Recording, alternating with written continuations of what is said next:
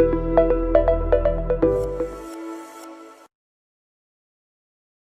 mừng quý vị và các bạn đã đến với Tài chính quốc tế cuối tuần số 29, số khép lại cho tuần từ 23 cho đến 29 tháng 8 và mở ra những lưu ý cho tuần mới từ 30 tháng 8 cho đến mùng 5 tháng 9.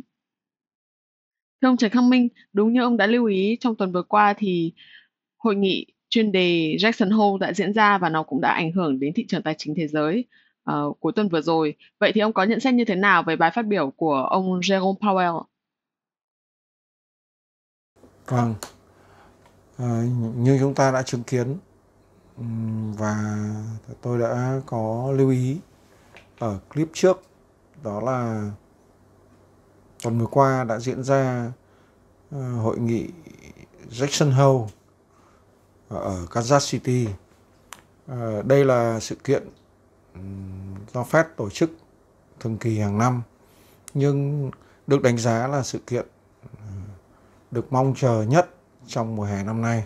Rất đáng kinh ngạc là khác với dự đoán của số đông trên thị trường là ông thống đốc Cục Dự trữ Liên bang Mỹ Jerome Powell đã có vài phát biểu phải được nói là khá là ôn hòa, với một giọng điệu rất ôn hòa.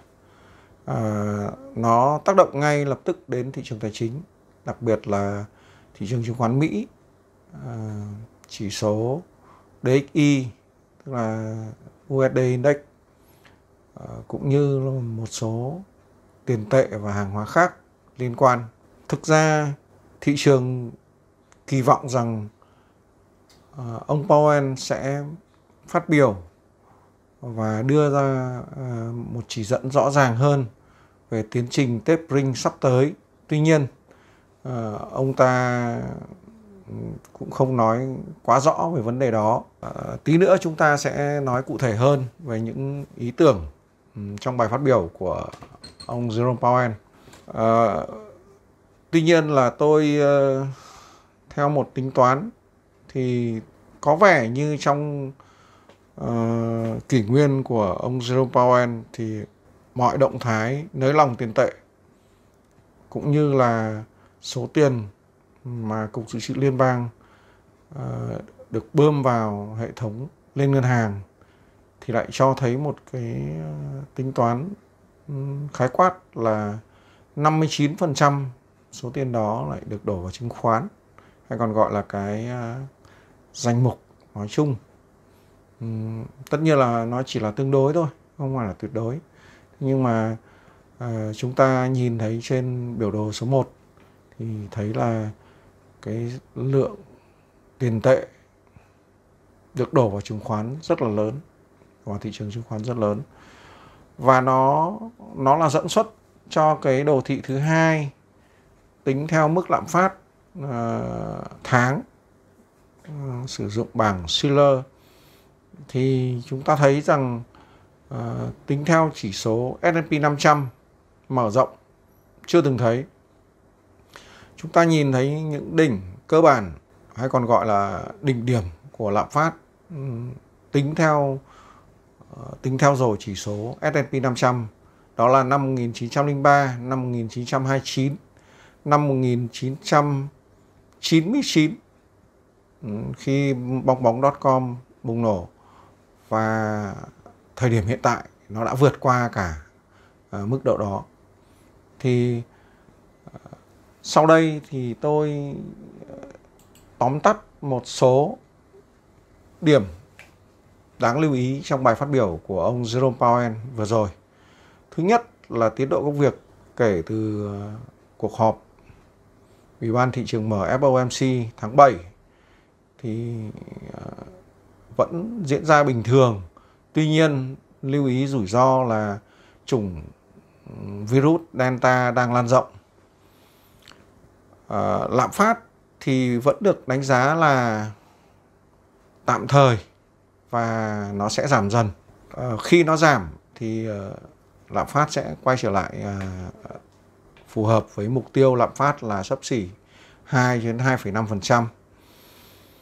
Nhiều nền tảng, hay còn gọi là nhiều biện pháp công cụ được Fed đánh giá là rất là dồi dào và sẵn sàng để đạt được cái mức độ toàn dụng lao động, hay còn gọi là đạt được mức việc làm tối đa.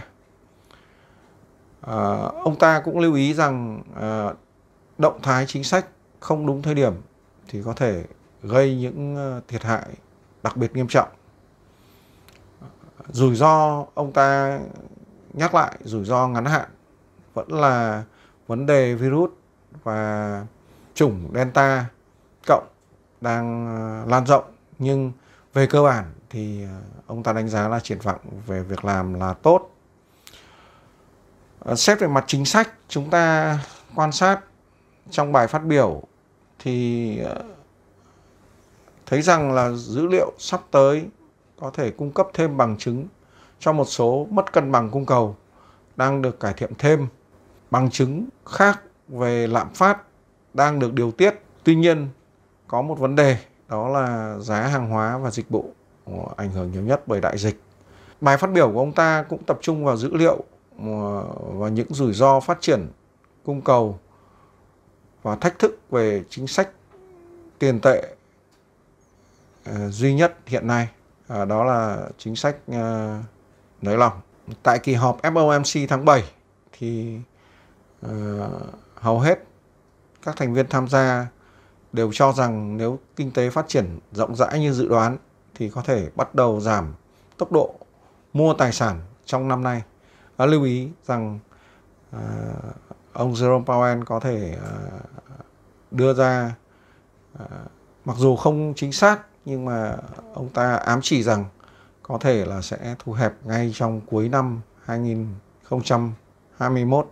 Và quan điểm cơ bản là vẫn nhấn mạnh vào vấn đề toàn dụng lao động. Lạm phát thì Fed vẫn đánh giá là sẽ quay trở lại mức phù hợp với mục tiêu, đó là xấp xỉ 2% theo thời gian. Và mức tăng lương được chia sẻ rộng rãi, nó cũng góp một phần nào đó vào lạm phát đang tiến gần đến mục tiêu ổn định giá cả của Fed. Đấy là những điểm mà tôi cho rằng là đáng lưu ý trong bài phát biểu của ông Jerome Powell trong Jackson Hole vừa qua. Chúng ta lưu ý rằng như vậy chúng ta lại phải chờ đợi đến kỳ họp tiếp theo của FOMC. Kỳ vọng của thị trường vẫn đánh giá rằng có thể trong tháng 11, thậm chí là sớm hơn tháng 10, thì Fed bắt đầu co hẹp QE, hay còn gọi là giảm lượng mua vào hàng tháng từ 120 tỷ theo lượng giảm bình quân vào khoảng 10 cho đến 20 tỷ trái phiếu và chứng khoán thế chấp để giảm dần QE. Ông Jerome Powell cũng lưu ý rằng mặc dù sẽ thu hẹp chính sách tiền tệ, nhưng Fed sẽ không vội vã tăng lãi suất. Đánh giá cơ bản thì vẫn cho rằng vào nửa cuối năm 2022, Fed có thể sẽ tăng lãi suất lần đầu tiên. Thị trường hy vọng sẽ không phải là mức tăng lãi suất liên tục gây sốc cho thị trường vào những năm 2013 hay 2017. Đó là những gì mà chúng ta được chứng kiến trong hội nghị Jackson Hole vừa qua. Tất nhiên có nhiều tài liệu khác và hiện nay vẫn còn đang được phân tích và tranh biện. Bitcoin vẫn chưa vượt lên hẳn khu vực 50.000 như là ông đã lưu ý từ những số trước, và các thị trường như tiền tệ, hàng hóa đều đang có những chuyển động khá là nhạy cảm. Vậy thì ông có nhận xét như thế nào về tình hình biến động thị trường trong ngắn hạn sắp tới ạ? Vâng, chúng ta đi vào phân tích chỉ số đồng đô la Mỹ DXY, các cặp tiền euro, đô la Mỹ yên Nhật, XAU hay còn gọi là vàng chỉ số, và dầu thô.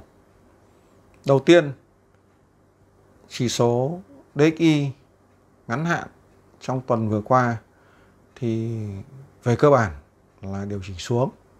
Mặc dù không phải xuống quá mạnh nhưng là xuống. Và đặc biệt cuối tuần thì xuống khá nhanh khi mà bắt đầu bài phát biểu của ông Thống đốc Cục Dự trữ Liên bang Mỹ.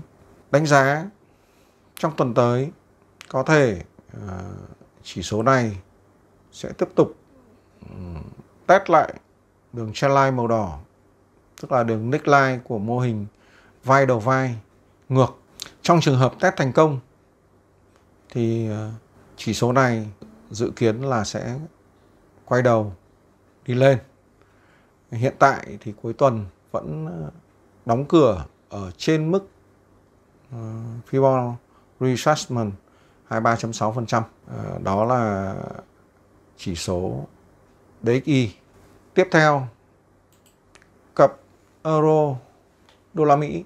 Hiện tại do DXY đi xuống nên euro đô la Mỹ hồi phục và có thể đầu tuần sẽ test lại trendline đã bẻ gãy. Trong trường hợp này chúng ta đánh giá có hai xu hướng. Xu hướng thứ nhất, nếu cặp này break out hoàn toàn lên trên mức 1.1805 thì nó có thể hướng lên khu vực 1.1905 hoặc cao hơn. Ngược lại, nếu tiếp tục không thể vượt qua được đường trendline màu đỏ ở trên biểu đồ thì cặp tiền này sẽ tiếp tục quay đầu đi xuống và có thể vẫn hướng tới khu vực 1.17 đến 1.16, thậm chí có thể là thấp hơn một chút trong 7 đến 10 ngày tiếp theo. Cặp tiền thứ hai, đô la Mỹ Yên Nhật, do tiếp tục dao động ở dưới mức 110.79, cho nên đánh giá xét về mặt kỹ thuật thì cặp tiền này vẫn có thể điều chỉnh xuống khu vực 108.5 cho đến 107.7, thậm chí là thấp hơn. Trong trường hợp ngược lại, nếu vượt qua được mức 110.79 thì cặp tiền này có thể tăng lên vùng 112.5 đến 114 hoặc cao hơn. Nhưng xét về mô hình kỹ thuật thì cặp tiền này có thể sẽ điều chỉnh xuống. XAU trên USD, vàng chỉ số. Đồ thị ngày cho thấy mức đóng cửa cuối tuần sát sạt mép trên của khu vực tôi đã lưu ý. Đó là khu vực kháng cự mạnh là vùng 1798 đến 187. Hiện tại thì đóng cửa tuần là 187 đô la Mỹ một ounce. Tình huống trong tuần tới cũng rất nhạy cảm. Nếu breakout hoàn toàn lên trên mức 1817 thì XAU sẽ hướng đến vùng 1833 đến 1835, thậm chí là cao hơn, thậm chí là vượt hẳn qua 1835. Nó có thể tăng lên 1865 cho đến 1895, thậm chí là 1915 trong thời gian tới. Ngược lại, nếu không thể vượt hẳn qua mức 1817 thì XAU sẽ tiếp tục điều chỉnh xuống, có thể là khu vực 1798, 1750 cho đến 1725 hoặc thấp hơn. Đây là tình huống rất nhạy cảm. Chúng ta cần cẩn thận khi tham gia trading. Cuối cùng, dầu thô. Crude oil chuẩn WTI, nhìn vào biểu đồ ngày thì chúng ta thấy nếu vượt hẳn lên trên mức 69.37 đô la Mỹ một thùng thì dầu thô có thể hướng tới 73.84 đô la Mỹ một thùng hoặc cao hơn. Trong trường hợp ngược lại, nó có thể quay trở lại retest vùng 62 cho đến 60 đô la Mỹ một thùng trong 7 đến 10 ngày tiếp theo. Đó là những gì chúng ta vẫn thường phân tích. Còn Bitcoin trong tình huống không thể vượt qua được khu vực 50.000 cho đến 50.400